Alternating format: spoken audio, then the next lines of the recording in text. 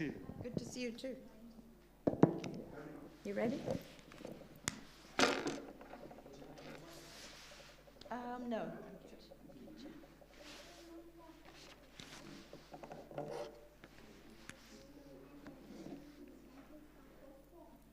You ready? Can we start with the salawat, please? Allahumma salli ala Muhammad wa ali Muhammad wa ajil farajah. It's been a while, so I'm going to go a little bit over Qur'an City, if I can get used to this. Have I got it right? Oh, down, okay. So I brought Qur'an City last time and you saw it. We've got the different suburbs. You have a map like this, hopefully somewhere. If not, there's a book here which has a map in it.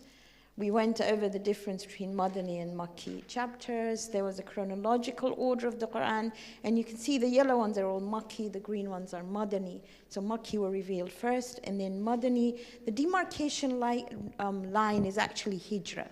So anything before Hijra is Makki, anything after Hijra is Madani. I mentioned this before, that there will be Madani ayat in Makki surah, and there will be Makki ayat in Madani surah. Okay?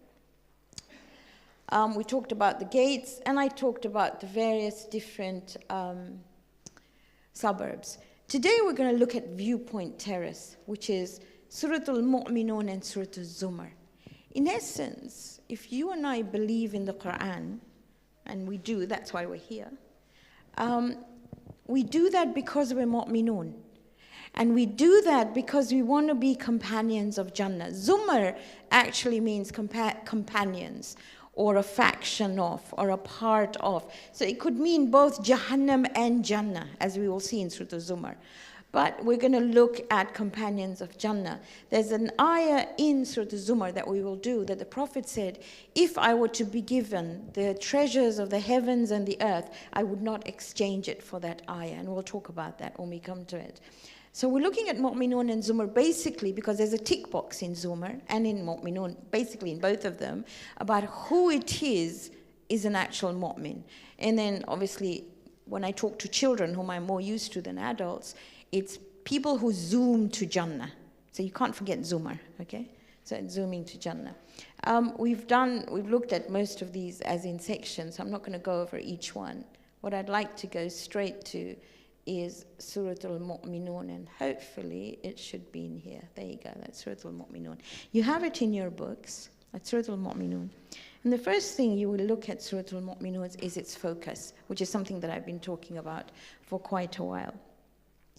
So the focus is actually tick boxes. It's the quality of one who believes. Now you'll see in the Quran very often, there are those ayat that say, Ya ayyuhalladhina amanu, O you who believe. But amanu is a verb, and a verb is changeable. One day you may believe, one day you may not believe. And Ya ayyuhalladhina amanu covers a whole range of people. It even covers people who believe for a short period of time. While mu'minun is a noun, it's like done deal. That's it. You don't have, a noun doesn't change. A noun is as it is. An apple is an apple is an apple. You can't say was an apple and now it's not an apple. It's just a dumb example, but it's an example. So when it says Surah Al-Mu'minun, it is talking about the qualities of the people whom it's a done deal. They don't change. And therefore, when the surah starts off by saying, قَدْ أَفْلَحَ الْمُؤْمِنُونَ,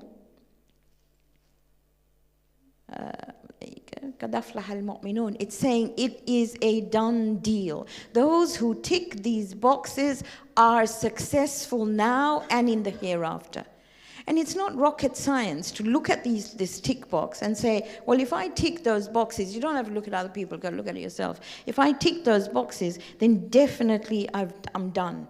So what we're going to look at today is actually those tick boxes. If you look at your building, on top it says qualities of those who truly believe, contrasted to those who deny divine guidance and resurrection. And in your buildings, in your book, you will see there's 6 sections to Surah Al-Mu'minun. So we're going to focus on section 1 and section 4, which are the tick boxes. And I can't go through all the ayat, because there's a lot of ayat in here, as you can probably see, but I will only go over the tick boxes. So let's look at these tick boxes. So this says, definitely, without any doubt, it's a done deal. Those who are mu'minun are successful. Now it gives you the tick box, so it tells you what you're supposed to focus on. Number 1. It says, الَّذِينَ هُمْ فِي صَلَاتِهِمْ خَاشِعُونَ.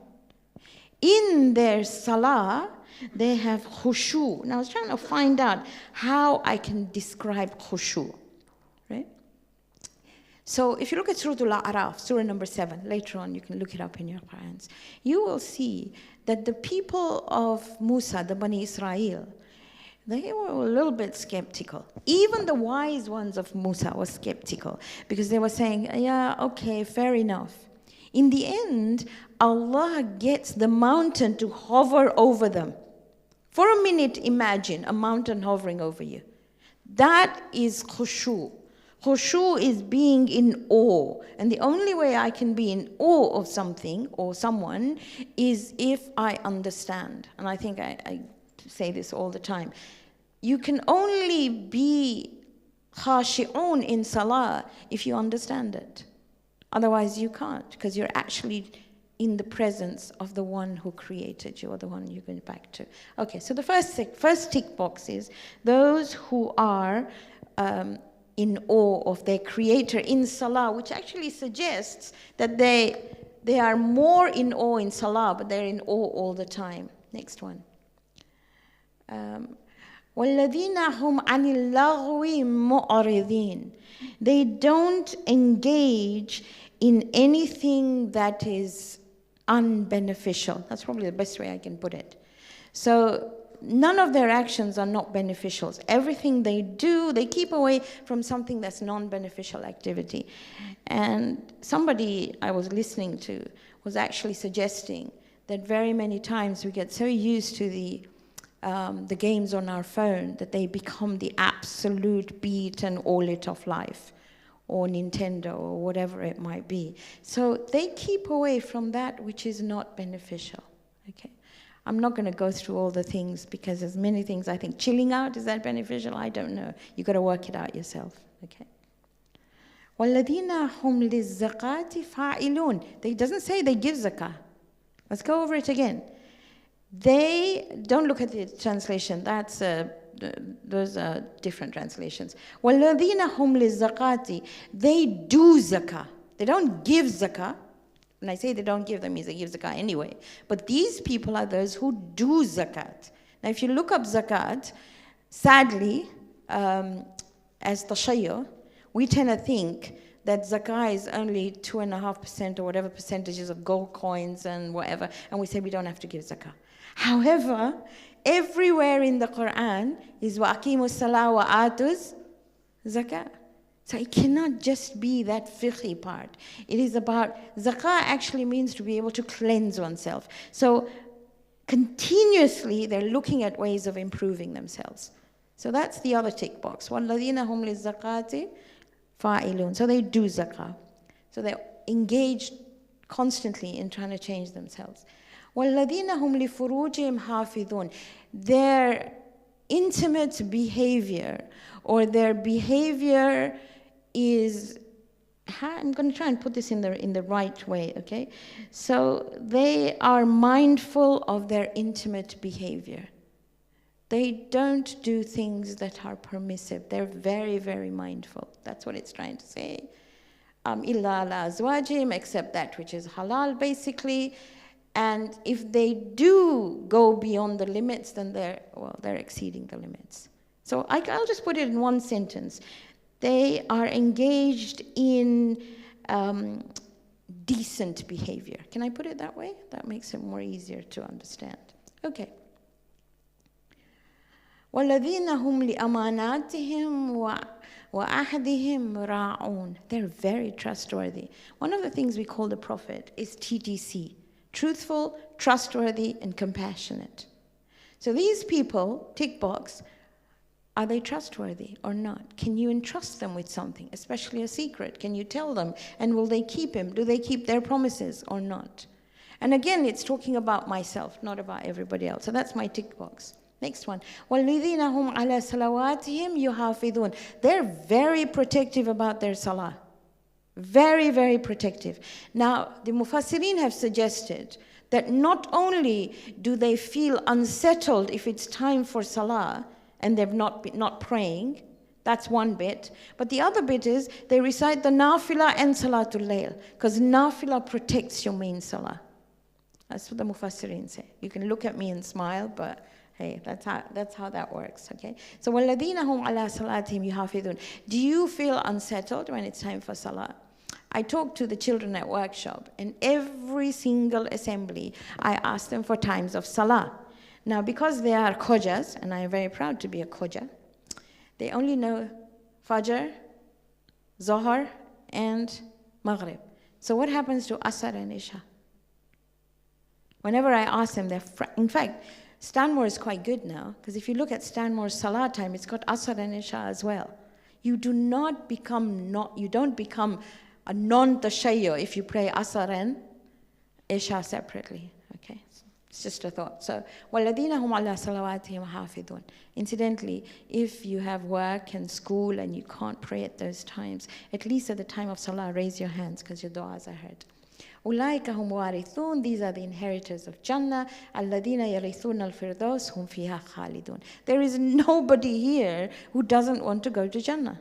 Nobody. I mean, nobody who doesn't want Jannah on earth and in the dunya and in the akhirah. And these tick boxes that we went through, and I'll go over them again. Number one, they're in awe of salah. They keep away from non-beneficial activity. They do zakah.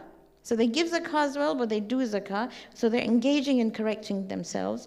They're decent. There's decency in them. They're trustworthy. And they go out of their way to guard their salah. Are you comfortable? Okay. So that's your first section. That's section 1, which goes from ayah 1 to 11. Section 2, and I'll just whiz through it, is basically reflection of creation. And if you look at your books, it goes from 12 to 22. It starts off with the creation of the human being. It tells you you're going to die. It tells you you will be resurrected. And then it talks about the heavens. It talks about water, and that means rain. It talks about what grows from the earth. In fact, there it talks about olive oil and its importance. And it talks about cattle. It talks about milk that you drink from it. And then it says, look at the ships that sail on the sea. They're so heavy and they sail on the sea. And immediately in section 3, he goes to Prophet Noah. And the moment you think of Prophet Noah, you think of the ark. Now this section looks at those who in essence disbelieved in accountability. So the first person you've got here is Prophet Noah. And this actually goes in for quite a bit. So you've got ayah 23, you've got ayah 24. They called him a madman. You can imagine if somebody, Portsmouth is near water, but if somebody in Stanmore in the car park said, I'm going to build an ark, I mean, you're really going to think he's mad. They weren't, they were logical. That's what they thought. That's how they worked their way through. But their logic, this is what they said. They said he's building an ark in the middle of Kufa. Kufa was where Prophet Noah built the ark. There wasn't any water. So they said he's mad. And he said, help me. They're calling me a liar. Because he said, I will need this ark. So the first thing they do, people who are not mu'minun, is they will call prophets liars. They will say this is not right. Right, and this is a dua that you all read if you go on to a Muslim flight. They will tell you, Rabbi anzilni munzala mubarakan wa anta khairul munzilin. You should have it in your cars as well, by the way. So this is a traveling dua that Prophet Noah was taught. It's just slipped in somewhere. Then he says there are signs in this for you to think about. Another generation, more prophets were sent, And again, they disbelieve. And the second thing that people who disbelieve do is they say these prophets were just like us. They're human beings. They eat, they drink, they walk. We did Furqan, exactly the same thing. And if we start believing in people like that who are changing our way of life, we're going to be losers. And you know what they say? They say the prophets say that you will die and then you will be resurrected. And he says, how can that be possible? There's nothing but the life of the world. We die, we live, and we shall not be raised again. So people who are not mu'minun do not believe in akhirah. That's what this Quran is saying. Okay, he's just a man, he's lying, that's what they called him. And again, these prophets said, who came after Prophet Nuh, Rabbin surni bima qadhabun, help me against those who are calling me liars. قَالَ أَمَّا قَلِيلًا لِيُصْبِحَنَّ النَّادِمِينَ. He said, in a little while, you will see what will happen. And when the punishment came, they were gone. So the punishment will come. Then we raised another generation. And then we sent another messenger. And they said, now the other thing they say is that these are just stories. These are just ancient stories. Then it talks about Musa and Harun. So we had Prophet Nuh. Then all the other prophets up to Musa and Harun were put in one batch. And they said these were ancient stories. Now it's got Musa and Harun. Got to Fir'aun, who was arrogant. And they said, shall we believe in two people who are like us? They don't even have the dignity that we have. They're poor. Look at the way they're dressing. They were rejected them. And so the people of Fir'aun were destroyed. And then Musa was given a book to follow in the right direction. Then you come to Isa. And I'm just going through this section so you see how it works through. So we can see how Allah describes Prophet Isa. They're told, eat of the good things. I know what you do. وَإِنَّ هَذِهِ أُمَّتُكُمْ أُمَّةً وَاحِدَةً وَأَنَا رَبُّكُمْ فَاتَّقُونَ. Every single messenger brought this message. They cut off their religion into sects. They said, I am right and you are not. And each part thought they would be right. That's his, but that's where that comes from. So Allah says, leave them. Leave them in their own sections. I will deal with them. And do they think that if we gave them wealth and children, that they've got the good things? They don't understand. And he says the only ones who have got khushu, again that word comes up, إِنَّ الَّذِينَ هُمْ مِنْ خَشْيَةِ رَبِّهِمْ مُشْفِقُونَ. Now a word mushfiqun means petrified. All right, I'll go again.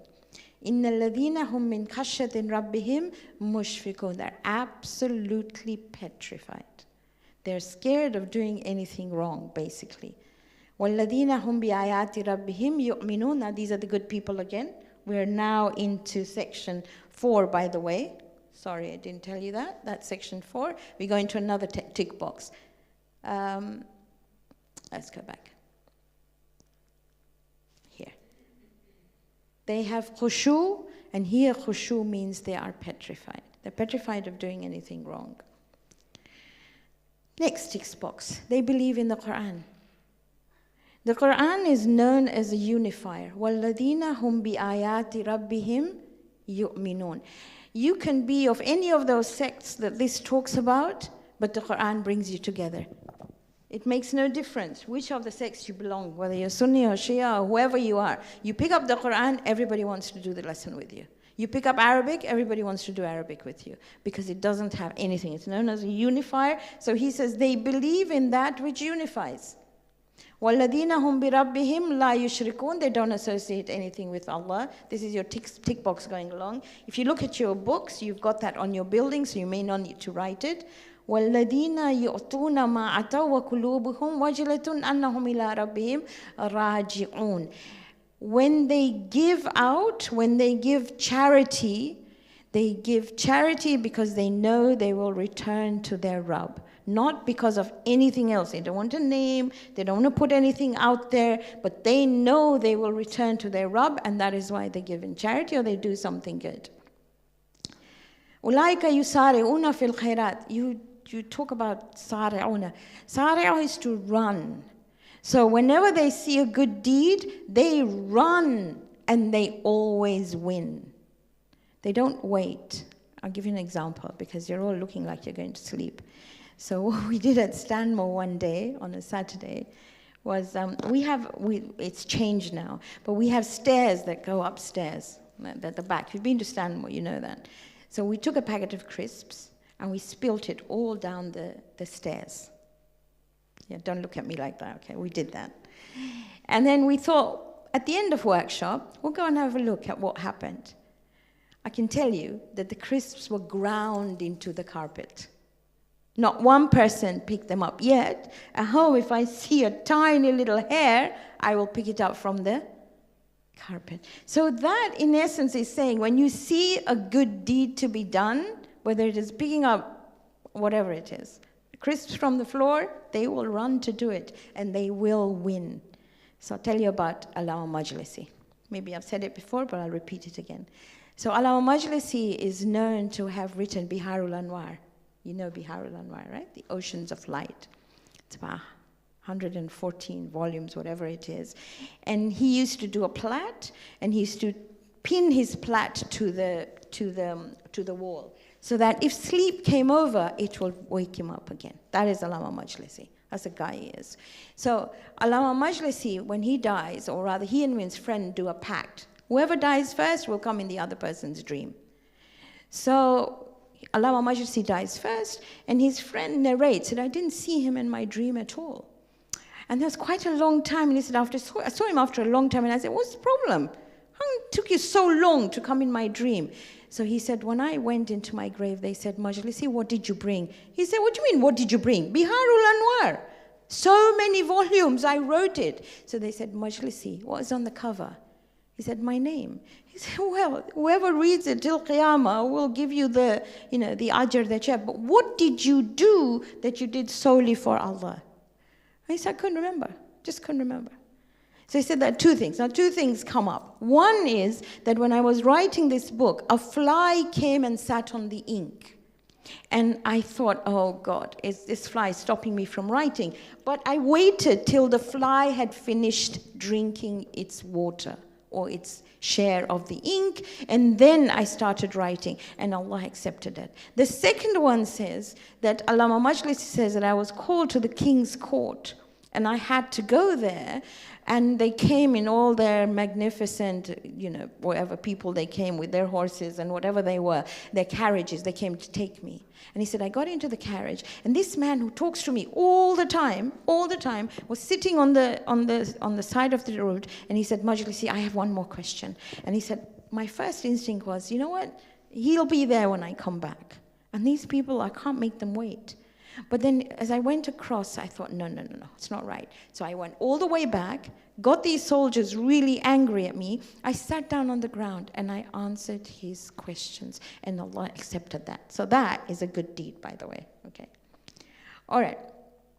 وَلَا نُكَلِّفُ نَفْسًا إِلَّا وُسْعَهَا. He will never, ever give you more than you can bear. Never. So when you say, I had enough, can't take any more, that's not what he does. He gives you more, and the more he gives you, the more he reckons your ability is. You do not give an A-level exam to a kindergarten student. So you got to take that. So you get difficult times in life, this is what it's all about. So that, in essence, gets us through section 3. Now we come to section 4. Again, I'll put it all together in a minute. So now let's see what they do. This is talking about those who deny divine guidance.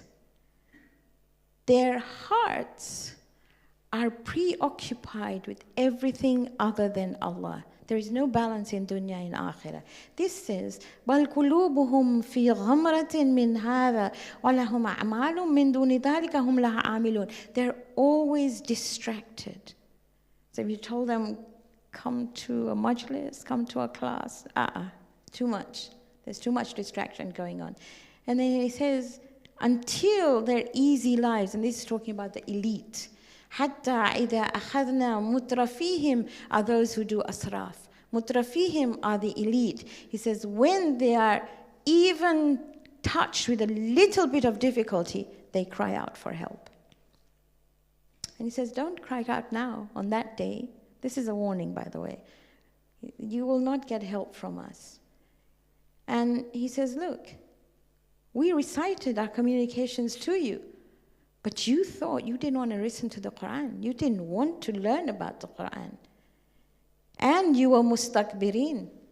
When anybody talked about the Qur'an, samiran tahjurun, you left it. You ran away from classes. You didn't want to be part of it. And he says, أَفَلَمْ يَتَدَبَّرُوا الْقَوْلَ أَمْ جَاءَهُمْ يَعْلَمْ يَأْتِ آبَاهُمُ الْأَوَّلُونَ. Did you not ponder over it? But no, you said these are old stories. These are ancient stories. أَمْ لَمْ يَعْرِفُوا رَسُولَهُمْ. But is it that you didn't recognize the messenger and you denied him because he was changing the way you lived? And should the truth, وَلَوِ اتَّبَعَ الْحَقُّ وَهَوَاهُمْ لَفَسَدَتِ السَّمَاوَاتُ وَالْأَرْضِ. If what you said was true, then the world would have collapsed. Or is it, أَمْ تَسْأَلُهُمْ خَرْجًا فَخَرَاجُ رَبِّكَ خَيْرٌ وَهُوَ خَيْرُ الرَّازِقِينَ. Or is it that you think that what you did deserves a recompense? These are all questions that are asked to the soul that denies. وَإِنَّكَ لَتَدْعُوهُمْ إِلَى صِرَاطٍ مُسْتَقِيمٍ. And we called you to the right path. Every single dua you and I do, when 10 times a day we say ihdina siratal mustaqim. So he says, we told you where to go. We showed you the path. If you look at Surah Al-Dahr, inna hadaynahu sabila imma shakiran wa imma kafura. We've shown you the way. It's up to you whether you take it or you don't. We're not going to force you. Okay, and most surely those who don't believe, they will move away. The only thing that stops anybody from doing anything right is when you don't believe in accountability, when you think you're not being watched. Just go back here a bit. If there were no speed cameras, can you imagine what you and I would do? Just for 1 minute, think. If there were no speed cameras, what would you and I do?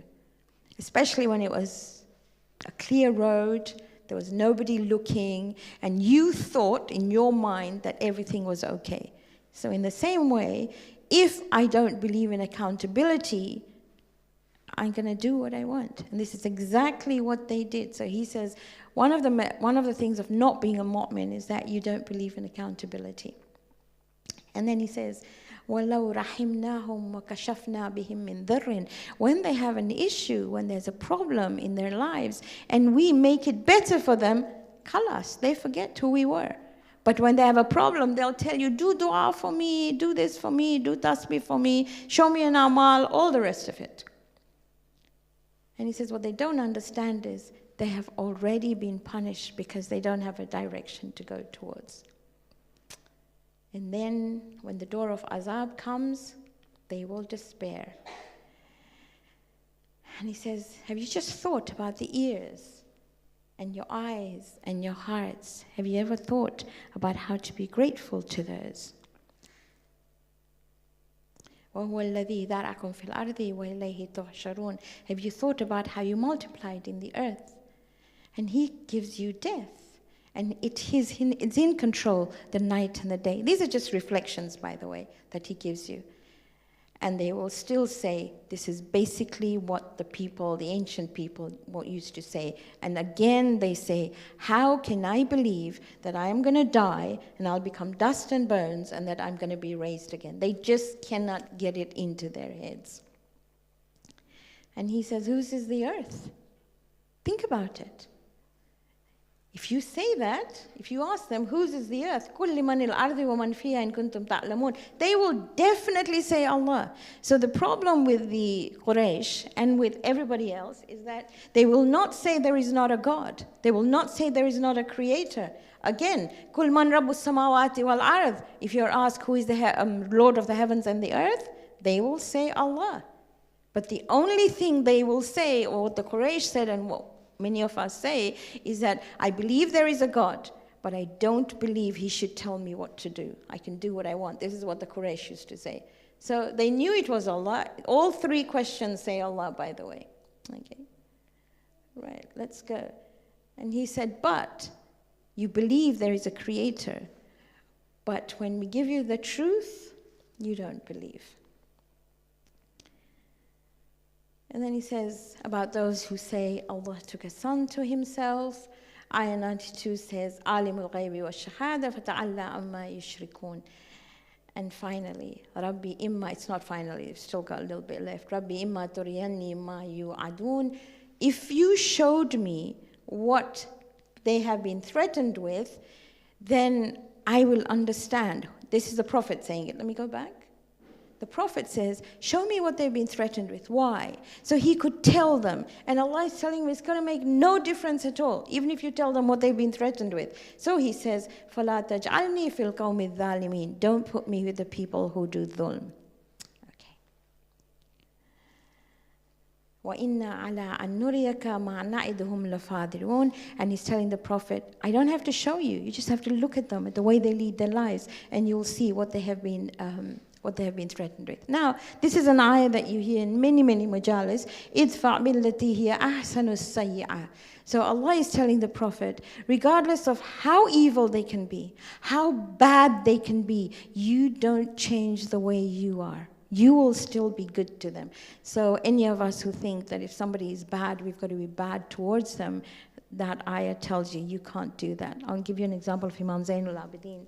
Imam Zainul Abidin was in Medina, and he was walking outside Medina, and he sees this guy who really looks like he needs some help. And Imam says, why don't you come home? I'll give you some food, I'll give you some drink, and I'll give you shelter.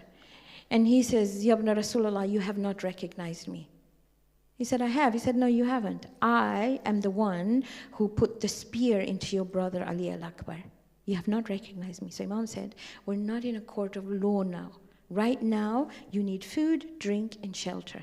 And I will give you food, drink, and shelter. When you're in a court of law, they will deal with you the way you are. Okay? Now that is a pretty strong statement to make when it comes here. idfa' billati hiya ahsanu sayyi'ah. Every single ma'soom said this. Okay?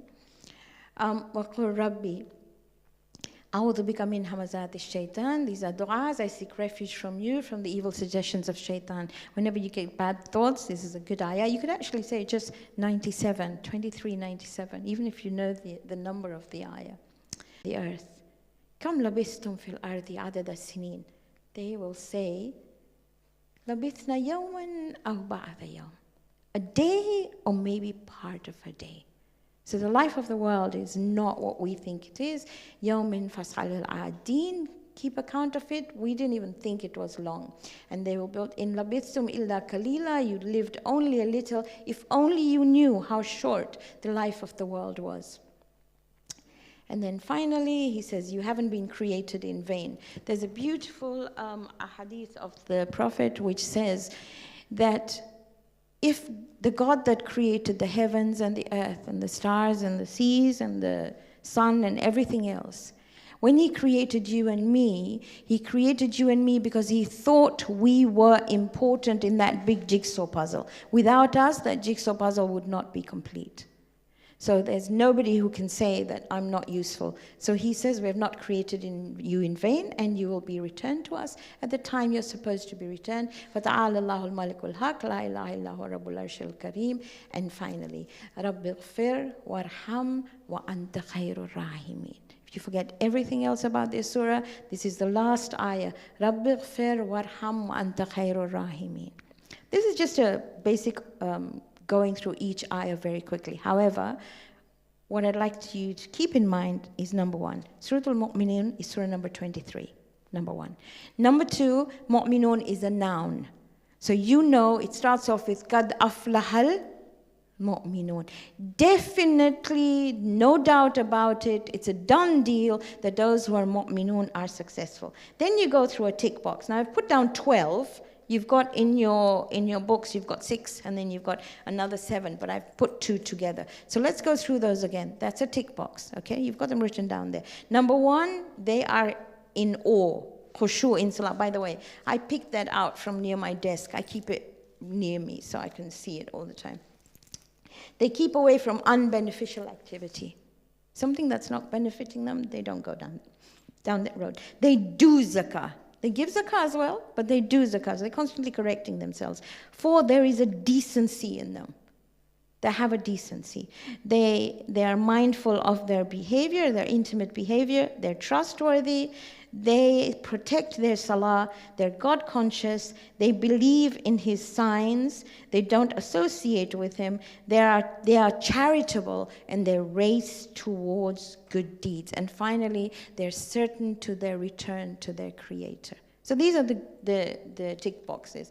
What you and I don't want to go is the two qualities. One, to deny divine guidance, and two, to deny accountability. So deny coming back again, or deny the akhirah. Those are the two things that you and I don't want. When I say deny divine guidance in Mu'minun, these are people who mocked the Prophet. These are people who mocked the Qur'an. So I'm going to go a little bit of a step further. I'm a Khoja. I say this all the time, and I love being a Khoja. But I have a trait in me, and my trait is pare and pare and pare. I could read Quran from one page to the other, and it wouldn't bother me at all, and I'd think I'm doing a good deed. I don't know about you, but when somebody dies, we pick up the Quran. If you look around the room, you have a small room. We have massive rooms, right? You look around the room. Very few people's lips even move. Yet Qur'an has to be read as an audible whisper, so that you hear what you are listening to and you're able to understand it. If I don't understand a book which says, ذَلِكَ الْكِتَابُ لَا رَيْبَ فِيهِ هُدًى لِلْمُتَّقُونَ, this book, no doubt in it, is a guide for those who are God conscious, then I am definitely not doing something right. I am mocking the book. Okay. Quote me if you want. I'm 65. It doesn't bother me at all. What does bother me is that the book is supposed to be understood. It really needs to be understood. So, Surah Al-Mu'minun, again, think about it, close your eyes. Surah number 23, it's a Makki surah. There's a lot of things that are repeated, but the only thing you can then go into each ayah. We went very quickly into it, that it gives you tick boxes, it gives you 12 or 13 qualities of who a mu'min is. It tells you those who don't believe are those who deny resurrection and those who deny divine guidance. And then it gives you a dua for forgiveness at the end, because it tells you we can always go back. There's no such thing as I am lost with Allah. You can always go back and get to the right place. Are we good? You're good with Surah Al-Mu'minun. Okay, you've got 6 sections here. You can go through them later on and have a look. Okay. Right, next one. Surah Al-Zumar. Phenomenal surah. Difficult but phenomenal. 75 ayat, surah number 39. Like I said, the reason why you and I are here is because we want to be mu'mineen and we want to zoom to Jannah. Okay, the ayah talks about zooming to Jahannam as well. So let's talk about Jannah and we'll go there. So let's go to 39.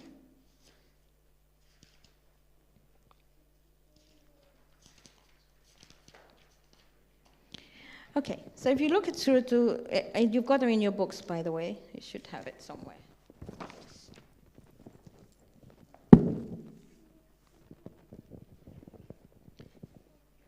So Zumar is actually categorization.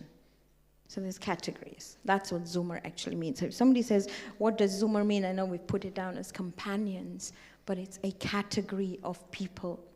Zumar also is like a checklist. Like Mu'minun, it gives you these checklists of people, of what is right and what is wrong. And it intermingles both of them. That's why you'll see that the 2 sections we've got, section 2 and section 6, it's sort of half-half, because it sort of mixes them together. So there are 6 sections to this surah. Okay. So categorization, and you want to zoom to Jannah, companions of Jannah and Jannah. It's also known as Suratul Ghuraf. Ghuraf comes in ayah 20. Ghuraf actually means penthouses. You know, in Gujarati and Urdu we say Gurfa, like up there, right? Ghuraf actually means a penthouse. So it's known as Suratul Ghuraf because it's a high living place in Jannah. Everybody wants to live in an apartment that is high up, and then they want a swimming pool up there, and they want, I don't know, whatever you want. It's all there. So that's ayah 20. So Surah Al-Zumar is known as that as well. We've divided it into, like you've got here, 6 sections, okay? So let's go over it very quickly so we know what it's all about. Here we go. Again, it's a contrast. Just like Surah Al-Mu'minun is, Zumar refers to categories, as you know that. I've put Ghuraf there as well. So if you look at the first section, and the first section is ayah 1 to 4, it is focusing on sincerity in worship, okay? So I'm going to go very quickly over it. This is a book, and it says, the book, إِنَّا أَنزَلْنَا إِلَيْكَ الْكِتَابَ بِالْحَقِّ فَاعْبُدِ اللَّهَ مُخْلِصِينَ لَهُ الدِّينَ. It's a sentence you hear all the time about مُخْلِصِينَ لَهُ الدِّينَ. So مُخْلِصِينَ لَهُ الدِّينَ is basically telling me that there are two ways of looking at any ibadah that you and I do. There is a physical methodology of looking at it, which is the physical face of it, and then there is an interior of that particular worship as well. So salah will have an exterior, and salah will have an interior about it as well. This is talking about sincerity in both. Again, I repeat, there cannot be a sincerity in anything you and I do if you and I don't understand it. So there has to be a level of understanding. There we go. Now he says, Allah lillahi dinul khalis. Allah, for him, is a deen that is khalis, that's got khulus in it. That's not done because what somebody else is saying, that's not done because of what's happening around me. It's done because it comes right from inside. Okay, I won't go into the whole thing because I need to get to where I want to.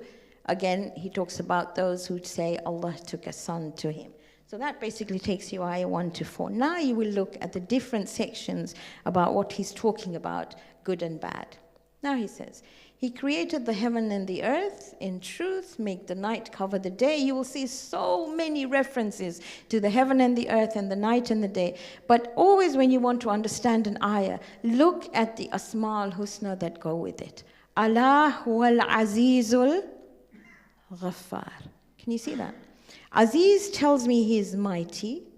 Ghaffar tells me that he forgives again and again and again. There are 4 names of Allah, and I gave you a sheet as well which had Asma al-Husna on it.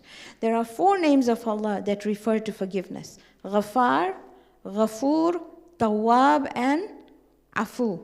You've got it up there, right? 14 is Ghaffar, 34 is Ghafoor, 80 is Tawwab, and Afu is 82.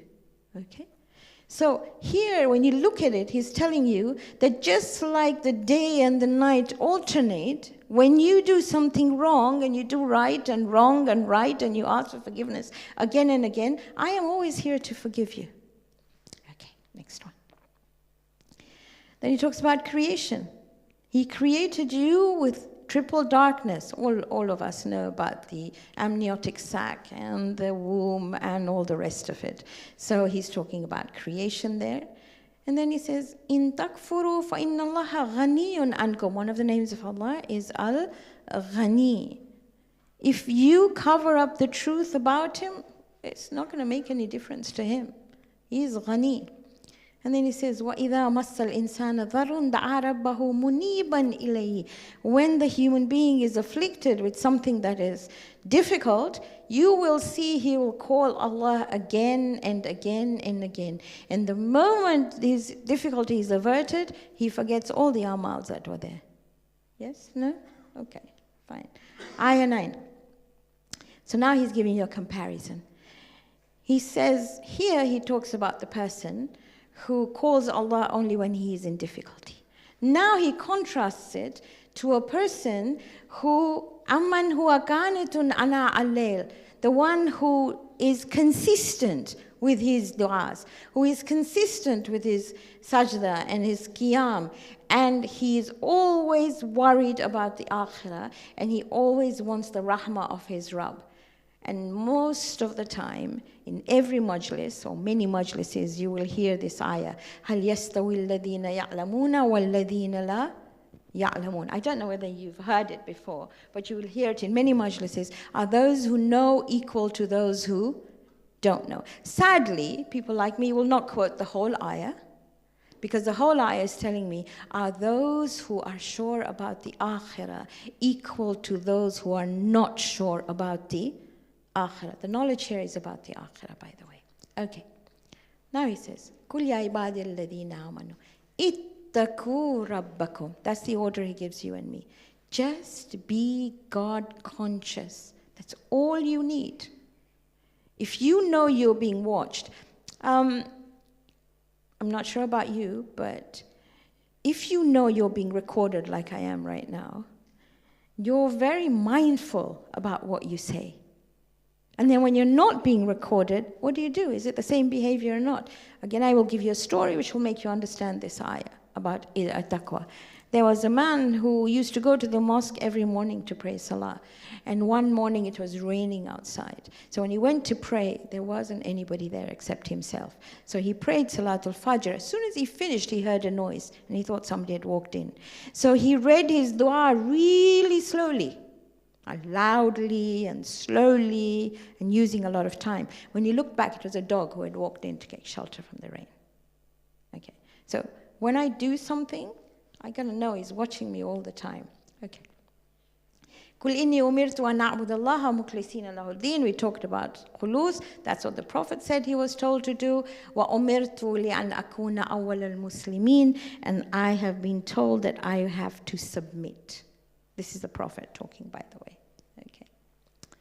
Qul inni akhafu in asaytu rabbi adhaba yawmin adhim. Even if I, the Prophet is saying, even I fear the day of Qiyamah. Okay. I serve, I'm always sincere. This is talking about you and me to be like that. Now here it says, فَاعْبُدُوا مَا شِئْتُم مِّن دُونِهِ قُلْ إِنَّ الْخَاسِرِينَ الَّذِينَ خُسِرُوا أَنفُسَهُمْ وَعَلَيْهِمْ يَوْمَ الْقِيَامَةِ.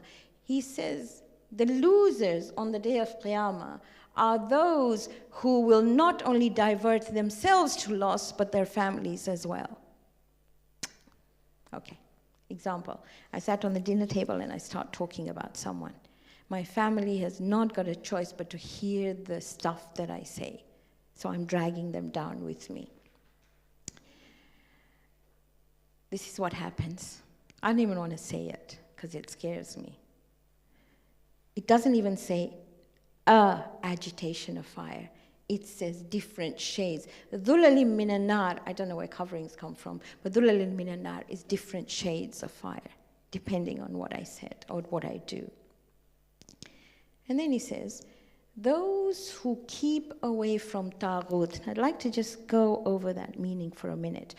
Most of the time, taghut, as we've taken this translation from a known translation, but please don't read idol as something that you see that has no life in it. That is known as sanam. You know that? Yes? Okay, go back to story. So there's this guy who's sitting in front of a statue called Sanam, and he says, Ya Sanam, Ya Sanam, Ya Sanam. And as his eyes close, he says, Ya Samad. And Allah says, Labbaik, Ya Abdi. And Prophet Musa says, Allah, I wasn't calling you. It was a mistake. And Allah says, even if somebody calls me by mistake with Samad, I will answer. That's just a byproduct. Taghut has two qualities. Okay. A taghut has to be living. And a taghut must have authority over you. I repeat again. A taghut, وَالَّذِينَ اجْتَنَبُوا الطَّاغُوتَ. Taghut is not something inanimate. Sanam is inanimate. Taghut is somebody that has to be living, it has to be able to communicate with you, and it has to have authority on you. So Allah says they're quite difficult to keep away from, but if you keep away from them, then you have good news to those who believe. Okay? Let's go back. Okay. الَّذِينَ يَسْتَمِعُونَ الْقَوْلِ. So they don't listen to the taghut, but they listen to the Qur'an. فَيَتَّبِعُونَ أَحْسَنُ. They're the ones who follow the best from it, and they're the ones whom we guide. So going back to the quality of one who is a mu'min, or one who will be a zumar, who will zoom to Jannah, is one who listens to the Qur'an and not to the taghut. I could give lots of examples, but I'm sure you're all intelligent enough to know what I'm saying. Okay? All right, then he says, أَفَمَنْ, now he goes back, أَفَمَنْ حَقَّ عَلَيْهِ كَلِمَةُ الْعَذَابِ أَفَأَنْتَ تُنْقِذُ مَنْ فِي النَّارِ. But can you save the person who's listening to taghut? You can't pull them out. They're not going to listen to you. They're going to be in agitation all the while. Then he goes back again and he says, those who are, this is the ayah I'm talking about. لَكِنِ الَّذِينَ اتَّقَوْا رَبَّهُمْ لَهُمْ غُرَفٌ مِّن فَوْقِهَا. Can you see that?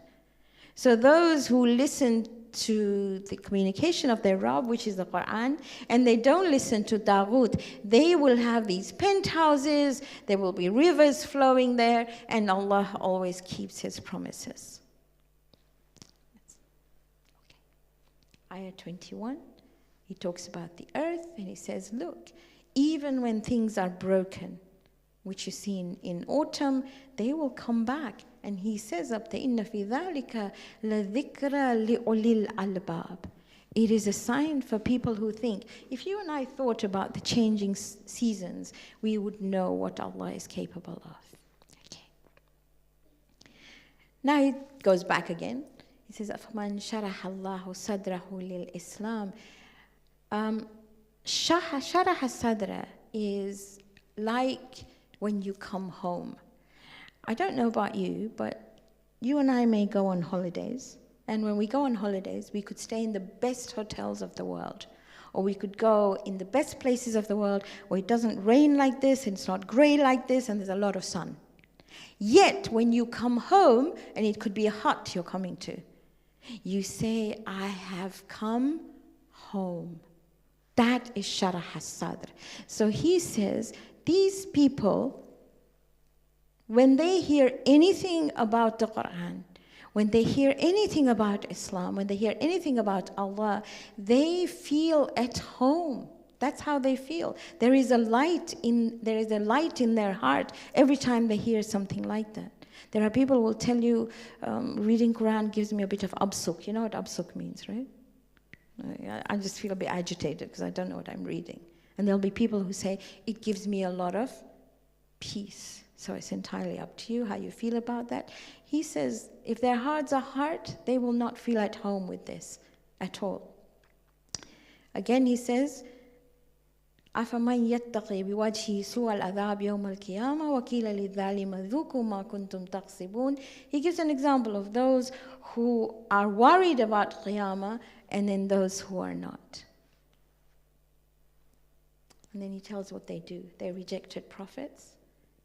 And the punishment comes from where they didn't even think about. Allah gives them disgrace in the life of the world, and the punishment of the hereafter is greater. He says, if only they knew. Now he says, in this Qur'an, and again you listen to this in many majalis, he says, in this Qur'an, we have given you examples of every sort of human being. So if you and I want to have a look at this, we have to look at the Qur'an, or look at me. If I want to look at me, there is a reflection of me somewhere there. Give an example. Every day you recite Surah Al-Fatiha, right? And in Surah Al-Fatiha you say, Ihdina Sirat al-Mustaqim. Then there's an answer from Allah. Sirat al-Ladina an'amta alayhim. Ghayril maghdub. Walad dhalin. So I said, guide me on the right path. He said, go on the path of those whom I have blessed, not those on whom there is anger, and not those who are lost. So I ask him, who is lost? Who is the person on whom there is anger? And who is the person who is blessed? And he says, read the rest of my Qur'an. So if you read the Qur'an, you will find somewhere where your example will be there. Your and mine will be there. And I say your, I was talking about me too. So my example will be there and I'll be able to follow it. That's what this ayah is trying to say. Now, this gives you qualities of the Qur'an. The Qur'an is in Arabic. غَيْرَ ذِي إِوَجٍ. It is not difficult. It is not complicated. لَعَلَّهُمْ يَتَّقُونَ. And it will show you how to be God conscious. Everybody says the Qur'an is difficult. I'll refer you back to your map, right at the top, Surah Al-Qamar. We did this before, right? He says, we have made the Qur'an easy for anyone who is willing to put in a tiny bit of effort, a really tiny bit of effort. That's all that is required. Then he gives you an example. The Quran is full of examples, by the way. So when I read this, he said, oh my goodness, what is he talking about? ضَرَبَ اللَّهُ مَثَلًا رَجُلًا فِيهِ شُرَقَاء. He gives you the example of a slave who has multiple masters. And then he says, there is a slave who is owned only by one man. And he says, think about it. هل يستويان مثلا الحمد لله بل أكثرهم لا يعلمون. If I had different masters, say for example you worked in a company where there were, I don't know, 5 directors, 2 directors, forget about 5, 2. And both directors, you were their CFO or you were their whatever you were, both directors gave you different instructions. One said, I want this now, and the other one said, I want this now. You're confused. You don't know who to follow because both have equal authority. Who do you follow? So when one says, why didn't you do this for me? You said, but he said I should do this. Why did you follow him? And why didn't you follow me? Am I less important than him? So on and so forth. That's the example he's giving you. So he says, just think about it. If you have one that you follow, then you don't have to worry about anybody else.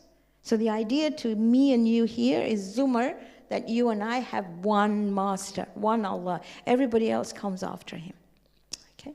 All right. إِنَّكَ مَيِّتٌ وَإِنَّهُمْ مَيِّتُونَ. You will die. You will definitely die. Nobody's going to stay alive forever.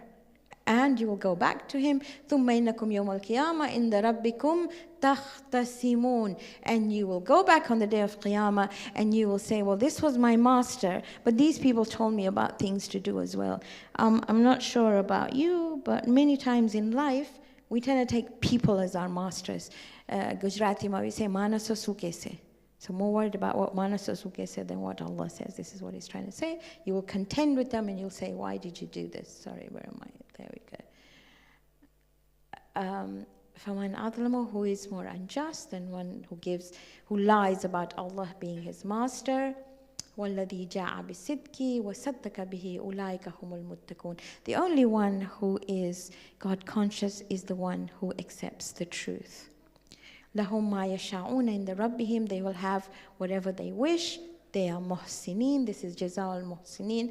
And Allah will do away, this is the beautiful part of this ayah which says, لِيُكَفِّرَ اللَّهُ عَنْهُمْ أَسْوَأَ الَّذِي عَمِلُوا وَيَجْزِيَهُمْ أَجْرَهُمْ بِأَحْسَنِ الَّذِي كَانُوا يَعْمَلُونَ. There is nobody anywhere here who will say that I don't want Allah to take away that which is wrong with me. He says the moment you do that, the moment you do that, as in the truth of him being your master, not only will he give you what you want, he will take away that which you did that wasn't right. Ayah 36. أَلَيْسَ اللَّهُ بِكَافِ عَبْدَهُ. Am I not enough for you, he says. وَيُخَوِّفُونَكَ بِالَّذِينَ مِن دُونِهِ. Why are you scared of people other than him? وَمَنْ يَهْدِ اللَّهُ فَمَا لَهُ مِن مُضِلٍّ. If you follow the guidance of the Qur'an, there is nobody who can take you away from it. Sorry, this goes over each other. And if you were to ask them, again, we go to what we saw in Mu'minun. If you ask them who created the heavens and the earth, they will say Allah. Now, maybe you know this ayah, Hasbi Allah, alayhi tawakkaltu. Can you see that last bit there? Alayhi tawakkalul muwakkilun. Maybe you'll say, Hasbi Allah wa ni'mal wakil. Do you say that? That's when you're really frightened, when you're really stuck in life, you say that. They say Allah is sufficient for me. He goes back and forth to each person, by the way. He says, I am Amil. I am a worker too. I work really hard. So you can't just say that things are going to come easy to me. You're going to have to work hard too. Then it goes back to those who are being punished or disgraced. And then you come to this part where he says, we revealed to you this book for the truth. So you will be able to see the truth and follow the right way. I repeat again, this book is something that you and I need to really get to know. Not just pare and pare and pare. So ayah 41 tells you that. Now we come to ayah section 3. And section 3 is only one ayah. Okay, I'm going to go over this a little bit so we understand it. He says, Allahu yatawaffal anfusa hina mawtiha. Allah takes away anfus, your breath, when you die. Wallati lam tamut fi manamiha. And even during your sleep, he takes you away. So there's two types of breath. There's a physical breath, your nufus is known as breath. There's a physical breathing, and there's a breathing of the nafs. When you and I die, both the physical and the breathing of the nafs is taken away for that moment of time. When we go to sleep, the breathing of the nafs is taken away. If you think for a minute, do you know where you are when you're sleeping? No, you don't. And that's what he's saying. He's saying sleep and death are sisters. And he says he takes your souls to him every time you go to sleep. And then if he thinks that he wants to send it back, he will send it back. So there's a going back and forth of the soul until a given time. That is why every morning when you wake up, you're supposed to say, thank you for life. That is why every time you go to sleep, you're supposed to say, Allahumma khtim bi afwika ajali. This is from the dua of Imam Zain al-Abidin, which you read in, I think you read on the 23rd of Ramadan. Dua Tawbah. Allahumma khtim bi afwika ajali. Oh Allah, if you're going to end my term with this sleep, then end it with a complete eraser of my sins. I repeat again. Allahumma khtim bi afwika ajali. Okay, I think we did some cards for that matter as well. So here he says, this is a thing for people to reflect. Do you know where you are when you die? Do you know where you are when you sleep? He says, I take you back to me. Right, section 4. So if you look at your things, section 4, those who deny, who think they're self-sufficient. So they deny accountability completely. Now, why do they deny accountability? Because they take other people besides Allah as those who will help them through. So their other connections are more important than Allah is. That's number one. He says his is the intercession alone. Then he says, these people, when you mention majalis or Qur'an or salah or anything to them about Allah, their hearts shrink. But if you talk to them about sports or politics or movies, they are joyful. You tell them about a majlis and say, oh God, not again. Really? But the moment you talk about something else, their hearts are joyful. So now he's giving examples of who they are. Then he says, do you know who I am? I am the originator of the heaven and the earth and the knower of the seen and the unseen, and I will judge. I continually say one judge position taken when it's free, we will all apply. But at the moment, he's got this position. Then he talks about those who are unjust. He says, you want to see their behaviors? He said, if they are confronted with a difficulty, you will see that if they owned 2 times the earth, وَلَوْ أَنَّ لِلَّذِينَ ظَلَمُوا مَا فِي الْأَرْضِ جَمِيعًا وَمِثْلَهُ. That means they have 2 times the treasures of the earth. Even for the slightest difficulty, they will exchange both of those. They will even give up you and me if we were their relations or we were related to them in exchange for their freedom. Are you good? Okay, so that's one quality they have. Hold on. And then he says, and it'll be plain to them, the evil that they've done. When harm comes and we take the harm away, this is the second quality. When we take the harm away, they say, God didn't take it away. We did this ourselves from our knowledge. I'll give you an example. Last year I spent a great deal of time in hospital because one of my relations had a particular type of cancer where she was intubated. So she's intubated for about 6 to 8 weeks now. Because I've been talking about her, it's all come back. So one particular night, I remember this particular oncologist. He said, you have to prepare the family for the worst, because there's no movement, she's intubated, there's no brain activity, all the rest of it. I'm just giving an example of this. So I said, I can't do that, because my husband had always taught me that when somebody has even a moment of life in them, that is worth a lot. So she was still She's still in the ventilator, and the ventilator wasn't breathing 100%. It was about 60%, so there's still some life in her. And I remember standing there with him, and he said, but I have rationality. I have rational medical, how shall I put it, knowledge. And therefore I know that there's not much left here. And I said, I have irrationality, which is my belief that she will get up. So he said I was delusional. Anyway, as the days went forward, she did get up. In fact, she's gone for ziyarat now. Okay? So as far as I'm concerned, here, and he was right in his own way, but he dedicated everything to knowledge. There is dawa and dua. So these people here will say, if something is taken away, that it's only knowledge that made it possible. While you and I will say dawa and dua.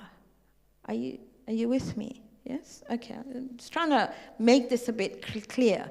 That one of the qualities is they will not look at the faith side at all. Okay. However, there was another oncologist who was one of our people who actually believed that dua would work. Anyway, that's a different story altogether. So, قد قالها الذين من قبلهم فما أغنى عنهم ما كانوا يكسبون. People before that have said this as well, that it's only our knowledge that works. And he said it didn't work for them at all.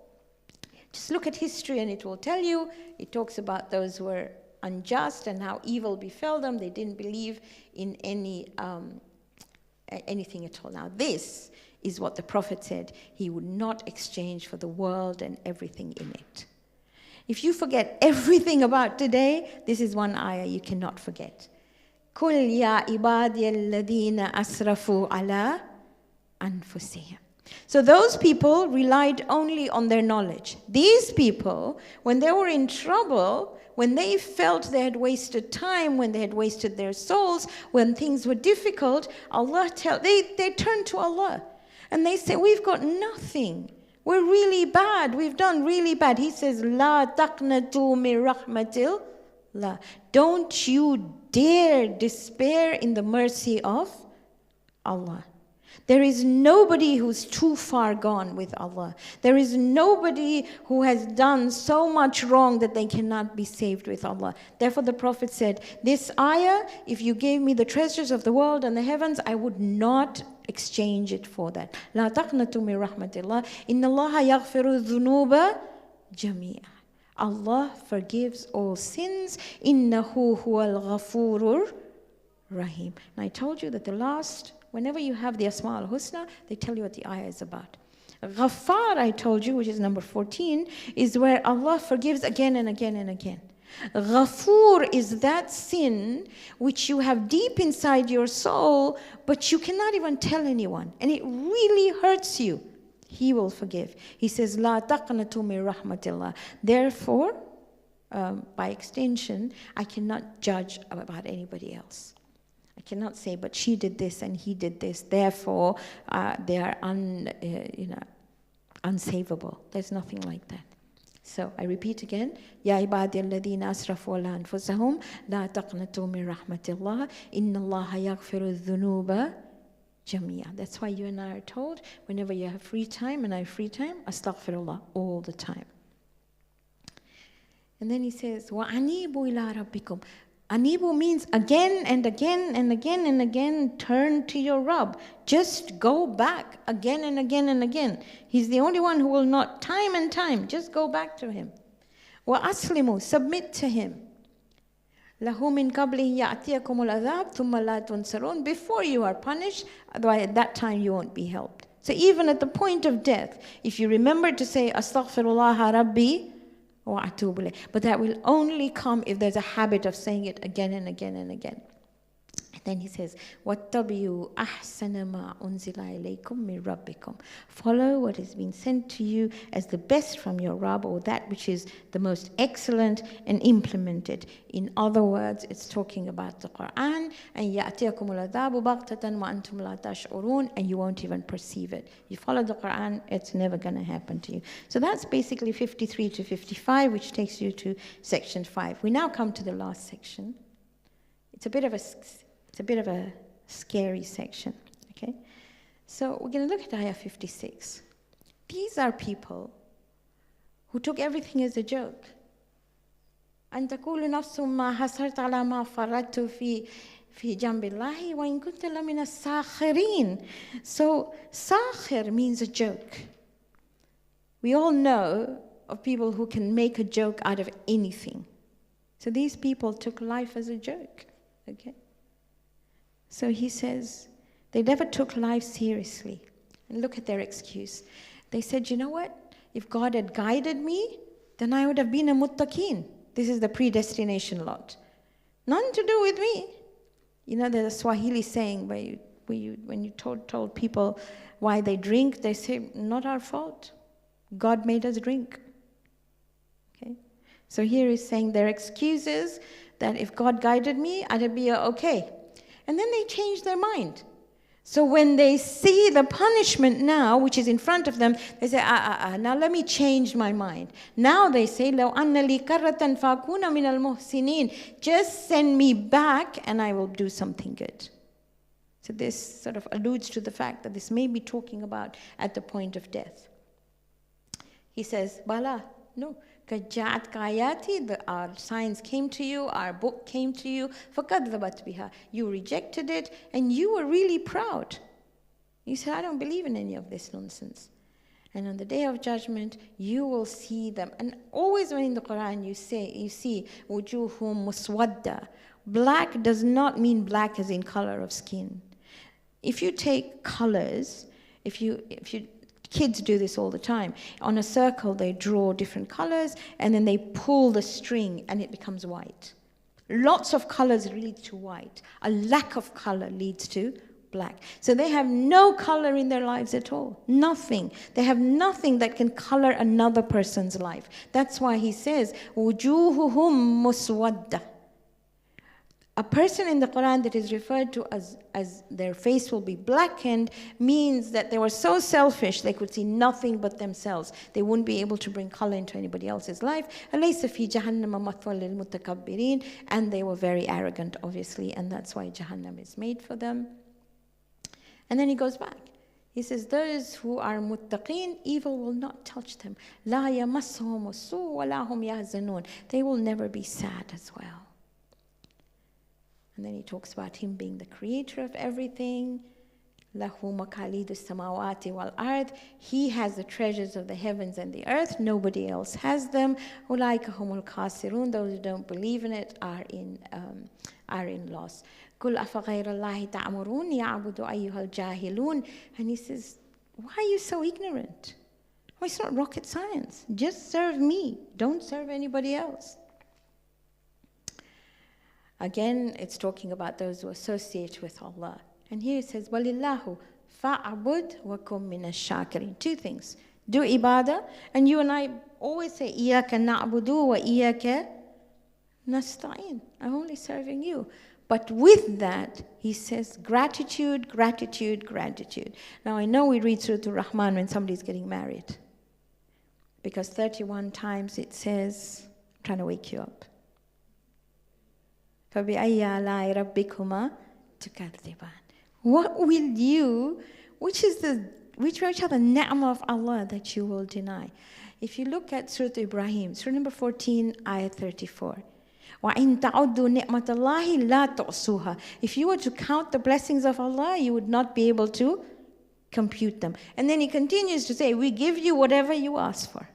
Look at it, 1434. So here he's saying, just be thankful. That's all I'm asking you to do.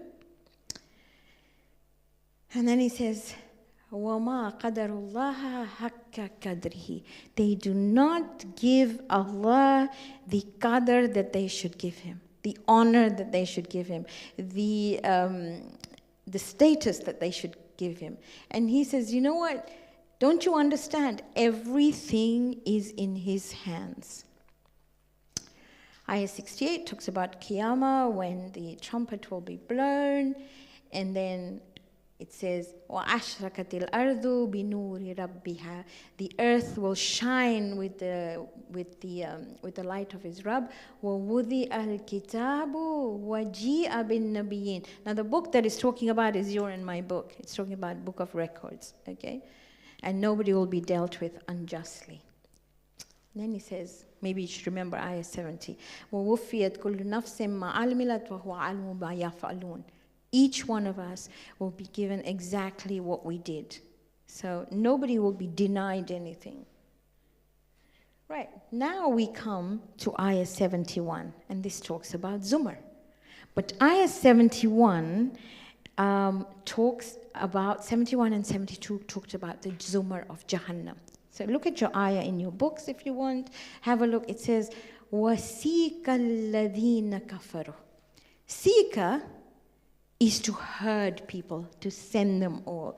So those who covered up the truth will be sent to Jahannam Zumara, categorized in different categories. So they'll be sent to Jahannam. Hatta idha ja'uha. Now notice these words and you tell me what the difference is when we come to Jannah. Hatta idha ja'uha futiat abwabuha. When they come to it, the doors will be open. وَقَالَ لَهُمْ خَزَنَتُهَا. And the people who are looking after, who are the guards of Jahannam, will say, أَلَمْ يَأْتِكُمْ رُسُلٌ مِّنْكُمْ. Did not a messenger come to you? يَتْلُونَ عَلَيْكُمْ آيَاتِ رَبِّكُمْ. Did that messenger not recite the signs of Allah to you? وَيُنذِرُونَكُمْ لِقَاءَ يَوْمِكُمْ هَذَا. Did he not warn you about this day? قَالُوا وَلَا. They will say, yeah, he did. وَلَكِنْ حَقَّتْ كَلِمَةُ الْعَذَابِ عَلَى الْكَافِرِينَ. They did come, but we didn't listen. Okay, let's look at the next ayah. قِيلَتْ كُرَبَّهَا جَهَنَّمْ. They were told, enter the doors of Jahannam, خَالِدِينَ فِيهَا. You will stay there. فَبِئْسَ مَثْوَى لِلْمُتَكَبِّرِينَ. And if you look at this ayah, this says that the basic trait of those who enter Jahannam is that they're arrogance. Arrogance means me, my way, or the highway. That's basically what it means. Now see if you can find the difference. وَسَيْكَ الَّذِينَ اتَّقَوْا رَبَّهُمْ. Those who were God conscious of their Rabb, إِلَى الْجَنَّةِ زُمَرًا. They will go to Jannah in different places. حَتَّى إِذَا جَاءُوهَا وَفُتِحَ أَبْوَابُهَا. Come on, you got to find me the difference. I'll go back. Sorry.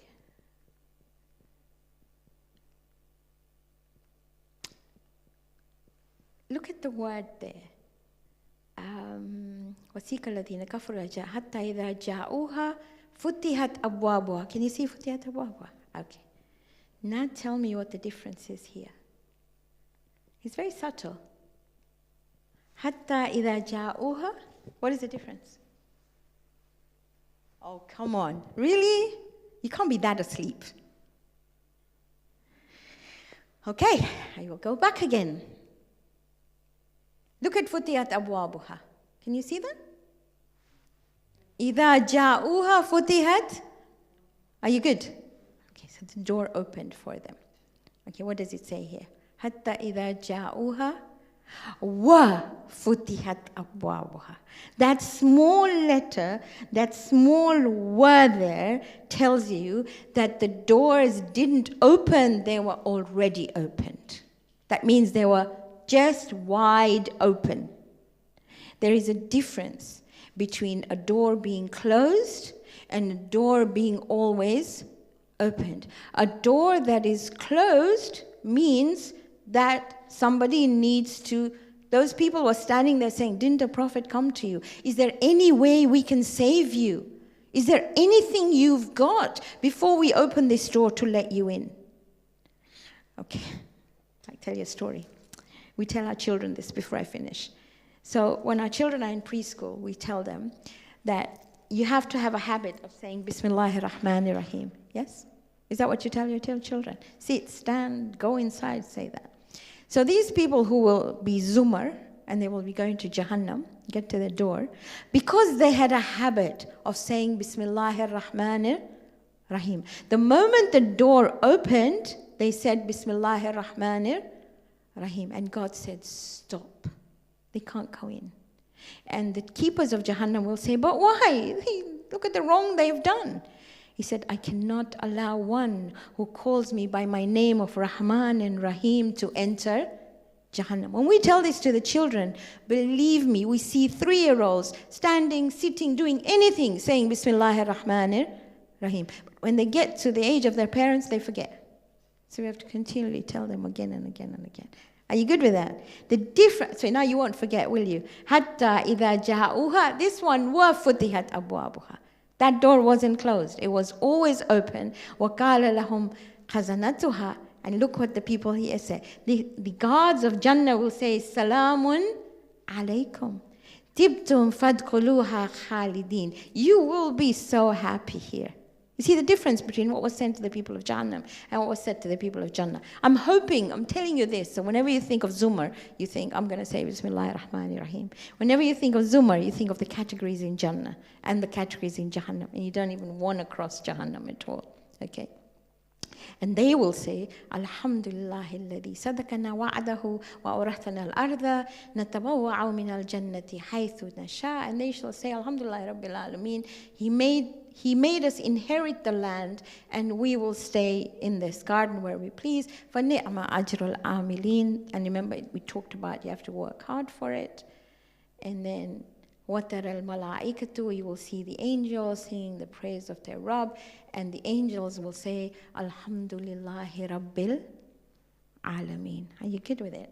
Okay, so that takes you through Surah Zumar. I'm going to just go over Surah Zumar very quickly so you know what we're talking about. So Surah Zumar, the moment that comes into your head, it's Surah number 39. When you come to 39, you've got to think Zumar categories. There's categories in Jahannam and there's categories in Jannah. As far as you and I are concerned, we want to go to Jannah. And Jannah, remember the doors are always open. Jahannam, the door is closed. And before I enter, I have to find some excuse not to go there. And the first basic excuse is Bismillahir Rahmanir Rahim. Are you good with that? Okay. And then the surah went through different categories, death and sleep. But there was one ayah that you saw in there, which was ayah number 53. Please don't forget it, which the Prophet said he wouldn't change for the heavens and the earth. قُلْ يَا عِبَادِيَ الَّذِينَ أَسْرَفُوا عَلَى أَنفُسِهِمْ لَا تَقْنَطُوا مِنْ رَحْمَةِ اللَّهِ. Don't you dare despair of the mercy of Allah.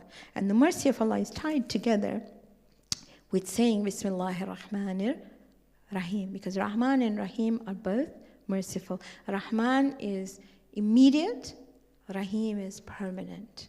Okay, are you good with that? Are you good with Mu'minun and Zumar? You know it.